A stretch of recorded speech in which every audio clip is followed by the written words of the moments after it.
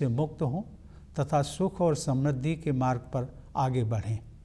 एक बार पुनः आप सभी को मेरी शुभकामनाएं। धन्यवाद। जय Hind.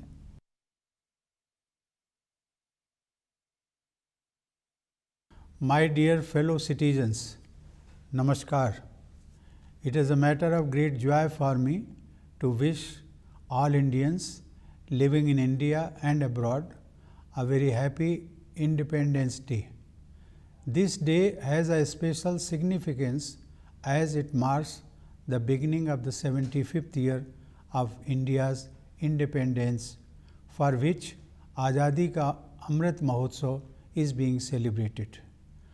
My hearty congratulations to you all on this momentous occasion. Independence Day is a festival of freedom for us.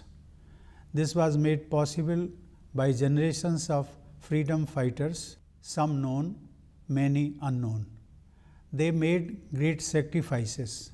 Today, you and I breathe under free skies thanks to their heroic deeds. I bow in respect to the pious memory of those brave martyrs. Our nation, like many others, suffered great injustices and tyranny under foreign rule.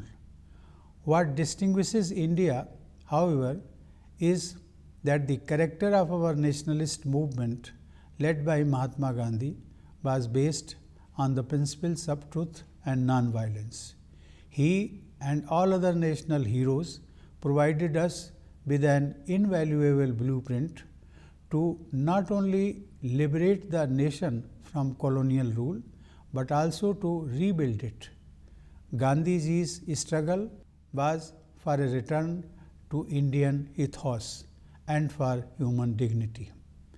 Now, as we look back to the 75-year journey of our republic, we have reasons to be proud of the considerable distance we have travelled.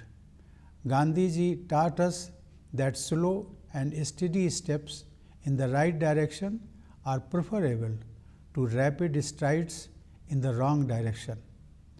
The world looks up at the miracle of India, home to the plurality of traditions and yet the biggest and most vibrant democracy.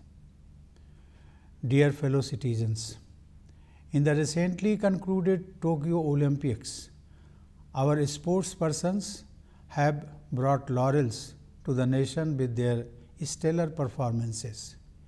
India has won the highest number of medals in the 121 years of its participation in the Olympics.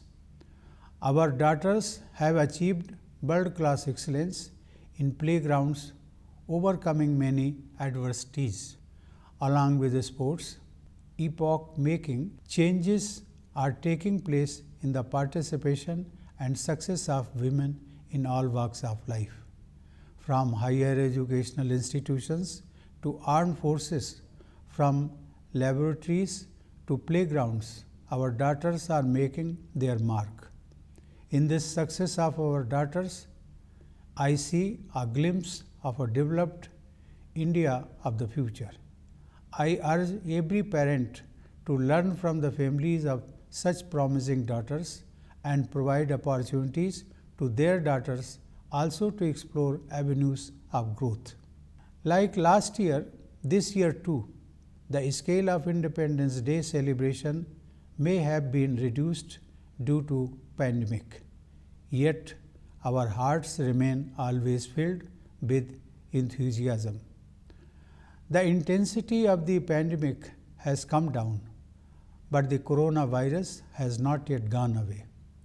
We are yet to come out of the devastating effects of its recurrence this year.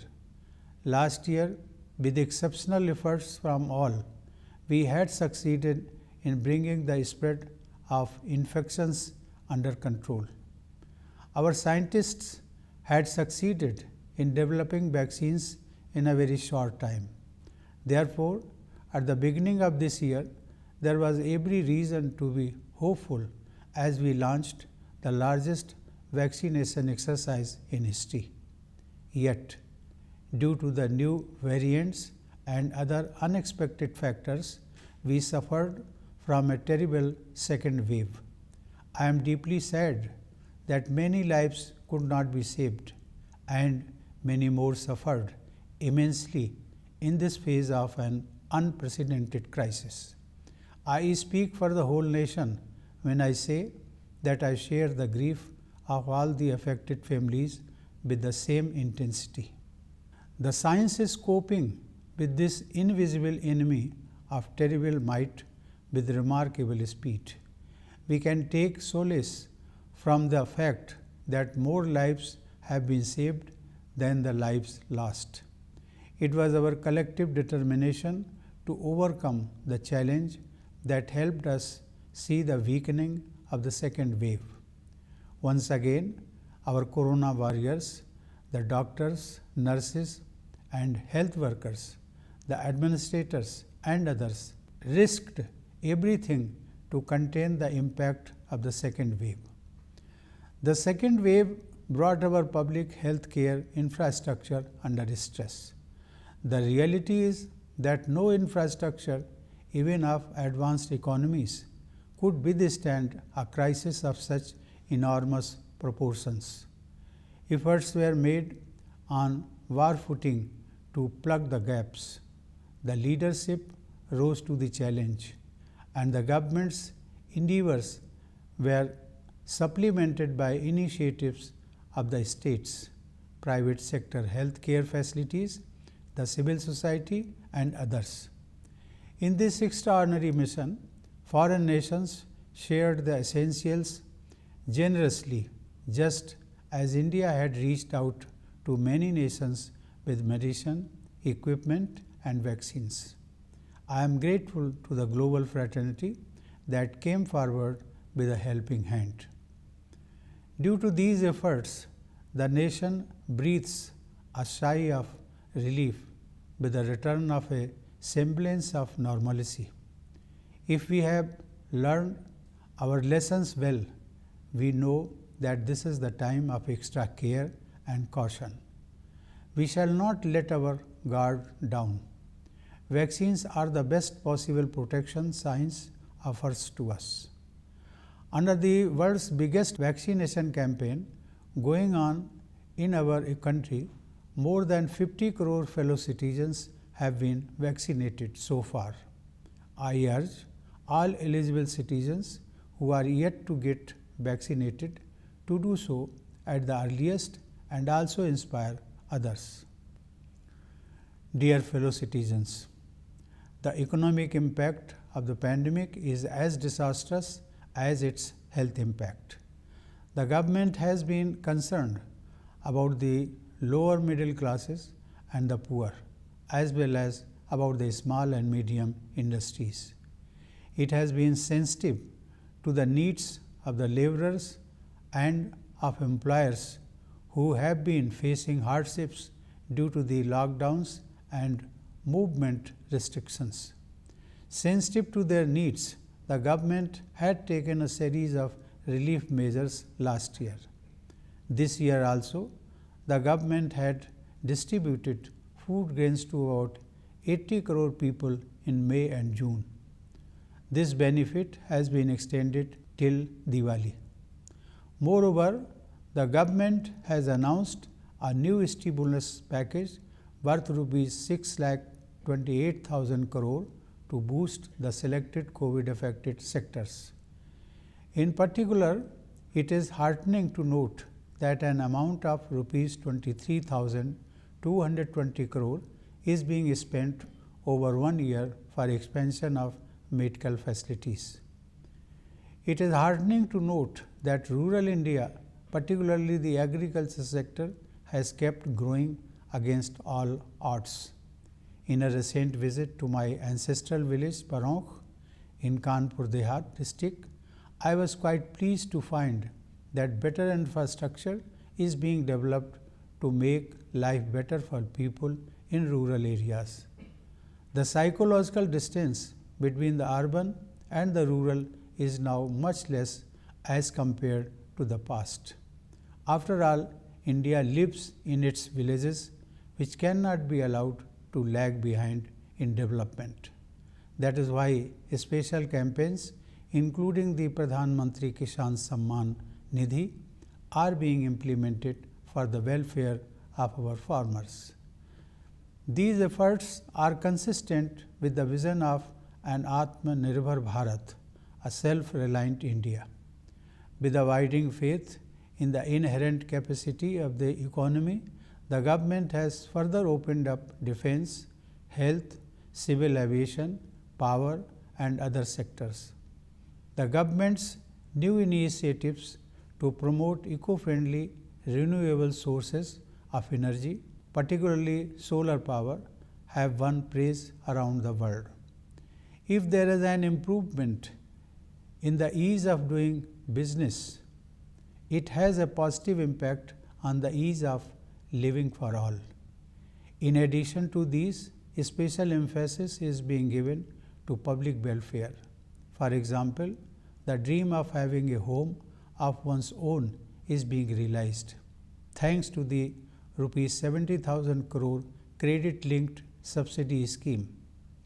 The series of agricultural marketing reforms will empower our Annadata farmers and help them get better price for their produce. These are some of the measures the government has taken to unleash the potential of every Indian. Dear fellow citizens, a new dawn is rising in Jammu and Kashmir. The government has initiated the process of consultation with all stakeholders who have faith in democracy and the rule of law. I urge the people, especially the youth of Jammu and Kashmir, to utilize this opportunity and work on realizing their aspirations through democratic institutions. With all-round progress, India's stature is rising in the international arena, as it was reflected in our participation in several key multilateral forums as well as in consolidating bilateral relationships with several countries. Dear fellow citizens, when India won independence 75 years ago, many skeptics thought democracy would not survive in India. Little did they know that roots of democracy were nurtured in this soil in ancient times, and even in modern times, India was ahead of many Western nations in offering franchise to all adults, regardless of any distinctions. The founding fathers had reposed their faith in the wisdom of the people, and we, the people of India, have made India a strong democracy. We have adopted the system of parliamentary democracy. Therefore, our parliament is the temple of our democracy, which provides us the highest forum where we discuss, debate and decide issues for the well-being of our people.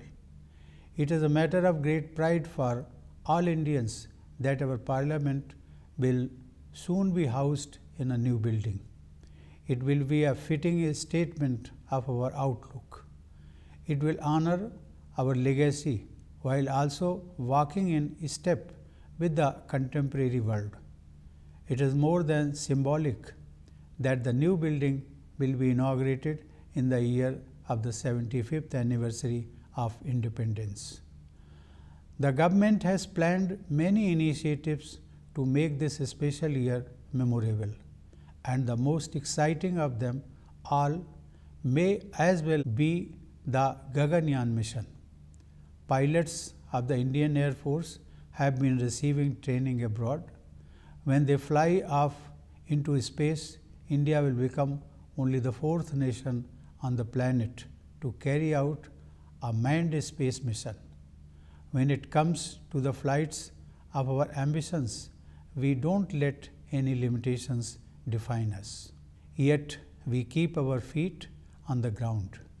We acknowledge that we still have a long way to go in realizing the dreams of those who won the freedom for us. Our Constitution neatly summarizes those dreams in 4 words: justice, liberty, equality, and fraternity. We must strive for more equality in an unequal world, more justice in unjust circumstances. Justice has come to encompass a large range of connotations, including economic and environmental justice. The road ahead is not easy. We will have to negotiate many twists and turns, but we have the benefit of incomparable guidance. It comes to us from diverse sources, from the venerable seers of millennia ago, down to the sages and leaders of more recent times. In the spirit of unity in diversity, we as a nation are following the right course. This vision, derived from the unique Indian heritage, is going to be helpful not only to us but to the whole world in this century. Modern industrial civilization has posed serious challenges before humankind. Climate change has become a reality of life. With seas rising, glaciers melting, and temperatures soaring, India is proud of not only adhering to the Paris Climate Agreement, but doing more than what the country has committed to protect the climate. However, the world desperately needs a course correction. This is why the world is increasingly turning to the wisdom of India, as created by the authors of the Vedas and Upanishads, as depicted in the Ramayana and Mahabharata, as taught by Lord Mahavira, Lord Buddha, and Guru Nanak, and as reflected in the lives of the likes of Mahatma Gandhi. Learning the art of living in tune with nature requires effort, Gandhiji says. But once you establish a relationship with rivers and mountains, birds and animals, nature reveals its secrets to you. Let us resolve to listen to this message of Gandhiji and also to make sacrifices for the sake of the land we live in. The spirit of patriotism and sacrifice was paramount among our freedom fighters. They faced all kinds of challenges without caring for their own interests. I have seen that in the face of corona crisis, lakhs of people have taken enormous risks to protect others with the spirit of selfless service for humanity. I convey my profound appreciation for all such COVID warriors. Many of them succumbed to COVID-19. I pay homage to them. Recently, on the occasion of Kargil Vijay Divas, I wanted to visit the Kargil War Memorial, Dras, in Ladakh, to pay homage to our brave soldiers. But due to bad weather, it was not possible for me to reach that monument. On that day, I paid homage to our brave soldiers at the Dagger War Memorial in Baramulla. That memorial has been built in the memory of all the soldiers who have made the supreme sacrifice in their line of duty. While appreciating the valor and sacrifice of those brave warriors, I noticed that the war memorial has a motto inscribed, "Mera har kaam desh ke naam," which means each and every deed of mine is for the nation. All of us should imbibe this motto as a mantra and work with full devotion and dedication for the development of the nation. I would like that all of us come together to take India forward on the path of progress with the spirit of keeping the interest of the nation and society foremost. Dear fellow citizens, I extend my greetings especially to the members of the armed forces who have guarded our freedom valiantly and gladly making supreme sacrifice when necessary. I also extend my greetings to the members of the Indian diaspora who have represented the motherland well wherever they have made home. I once again congratulate all of you on the eve of India's 75th Independence Day. While celebrating this anniversary, I cannot stop my mind from imagining a powerful, prosperous and peaceful India of 2047 when we will celebrate 100 years of our independence. I wish that all our people come out of the difficulties caused by the COVID pandemic and move ahead on the path of happiness and prosperity. Once again, my best wishes to all of you. Thank you. Jai Hind.